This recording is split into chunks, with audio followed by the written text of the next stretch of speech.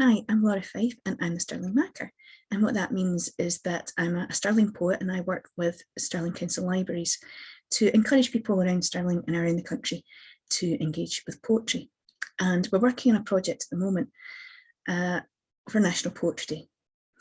Now, we're all going to be hearing quite a lot in the coming weeks about something quite important that's coming up at the end of October. From the 31st of October until the 12th of November, Glasgow is hosting COP26.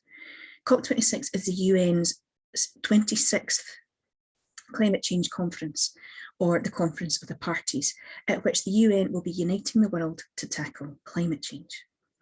Now, I don't know how you feel, but I find when considering and when reflecting on climate change, that what with concerns about huge issues like global warming, the melting of the polar ice caps, sea levels rising, it can be quite easy to feel like we're drowning in warnings and advice. And when we feel overwhelmed, that makes it quite difficult for us to affect positive change. So for National Poetry Day, I'm going to suggest that to combat that overwhelm that some of us might feel occasionally when we think about climate change, that we take a moment to consider the tiny things in nature, to remember and reflect on the joy that we find in small things around us in nature that we have, that we love, and that we don't want to lose. And write poetry about them and share that poetry as well with each other. Tiny poems, no longer than 5 lines. So this is a competition that we're setting up together to celebrate COP26 and National Poetry Day, and to celebrate the wonderful world that we have around about us. When looking at small poems, to help you focus, what I'm going to suggest is you choose a simple, single thing. It could be a flower, a simple flower like a sunflower or a daisy, for example. Maybe one scene, like a seashore or a river, or maybe a type of animal or bird or insect. For this competition, I'm open to whatever form you might prefer to use. So haiku, limericks, maybe shape poems or concrete poems, depending on how you want to phrase them, depending on what you want to call them. You might want to pair up with someone to write a ringa as well, or free-form, free-verse poetry as well.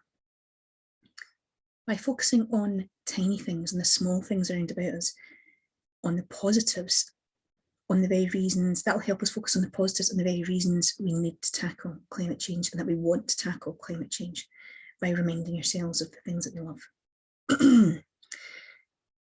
The shortlisted poems will be published in a book that will mark the end of my makership. That'll be in 2 years' time, so you'll need to be patient, but they will be published in there. And the winning poet will receive a tiny package of tiny treasures and tips for writing poetry and things that they can use to inspire their poetry in the future. When it comes to subbing your poetry, the easiest way to submit your poetry to myself for the competition is on Twitter with the hashtag Stirling Makar. That's Stirling M-A-K-A-R, and tag in Stirling Libraries, so that's at Stirling Lives. If you're not on Twitter, however, you can email me makar@stirling.gov.uk with the title Tiny Things, and you could also pop your poetry onto Facebook as well, onto the Facebook Makar page, and I'll set up a little a thread of conversations within which you can submit your poetry. The closing date for that is 11:59 on the 5th of October, and there's going to be a maximum of 3 entries per person. Shortlisted entries and the winning entry will be announced on National Poetry Day, with all shortlisted entries shared on social media.